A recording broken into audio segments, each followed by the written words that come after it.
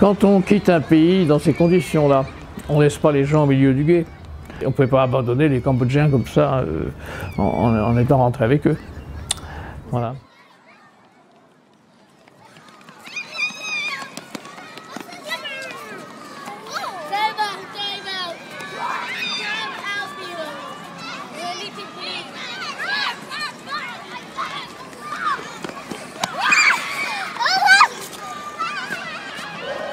Dès les premiers jours, je suis allé à Méry-sur-Oise, Creil, Ogny-sur-Oise, Herblay, voir les gens qui étaient dans les foyers et qui étaient complètement désemparés parce qu'ils arrivaient en France qu'ils ne connaissaient pas. On leur faisait manger des trucs qu'ils ne mangeaient pas. Ils étaient logés dans des chambres qui ne leur étaient pas familières. Accueil cambodgien, le nom de l'association qui viendra après, est né dans les locaux de l'ambassade avec ce service des enfants.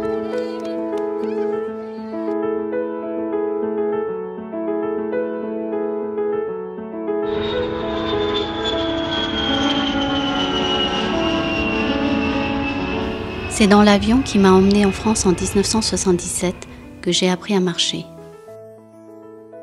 Mon enfance était banale, entre la maison et l'école. Enfin, presque banale. Je savais, comme le vilain petit canard, que j'étais différente des autres. À l'âge où l'on se cherche, où on a besoin d'appartenir à un groupe, j'ai rencontré les miens, au centre de vacances d'Accueil Cambodgien. Accueil Cambodgien, c'est l'association à qui je dois mes plus belles vacances. La première année à Fublaine, on n'a fait pratiquement aucune activité. On n'avait rien. J'avais quelques crayons feutres, un ou deux ballons, et puis c'est tout, on n'avait rien. Et on jouait au foot sur l'autoroute de l'Est, qui n'était pas encore ouverte au public, mais qui terminait d'être construite. Alors quand les ouvriers n'étaient pas là, le dimanche, le samedi, on allait sur l'autoroute de l'Est. On avait à 1 km de Fublaine, c'est passé l'autoroute, et on allait sur l'autoroute était goudronnée, mais n'était pas encore ouverte. C'était merveilleux.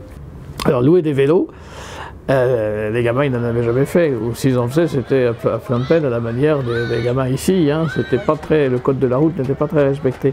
Alors je faisais devancer les gamins qui passaient en vélo par la camionnette avec un grand écriteau « Attention, enfants à vélo ».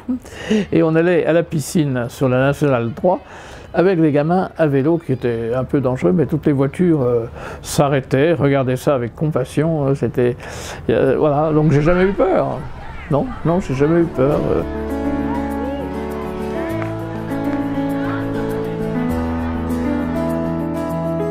C'est vrai que dans la mentalité, les vacances c'est superflu, la mentalité cambodgienne.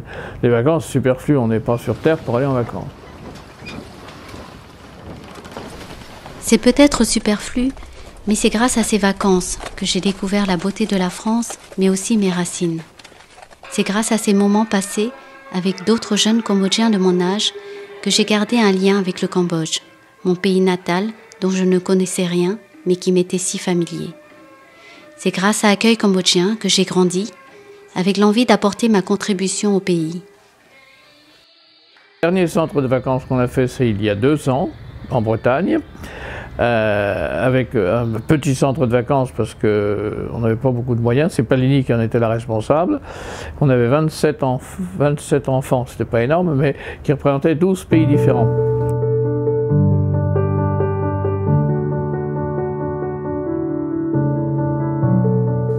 Après 25 ans au service des jeunes Cambodgiens en France, l'action d'accueil cambodgien continue au Cambodge avec la création en 1997 de la première maison des jeunes et de la culture à Kampot.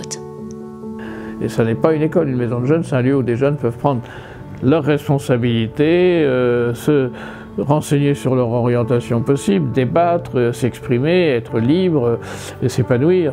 C'est pas superflu par rapport à la vie d'un homme. Un homme entier, c'est un homme qui a un esprit, c'est pas simplement un corps à nourrir et une tête à remplir de connaissances.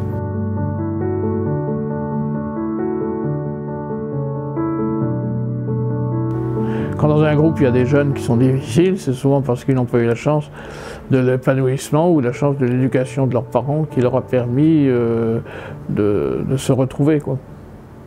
Le fait de communiquer dans une équipe redonne le courage qu'il faut.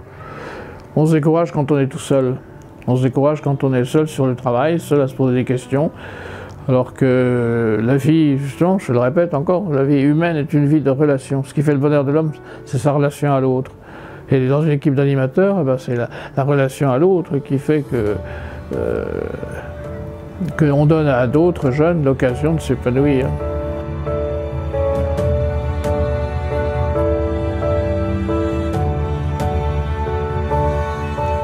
Comme moi, les jeunes de la MJC auront eu de la chance. Ils ont eu ce petit plus, une vie où la relation à l'autre est bien plus importante que toutes les richesses matérielles.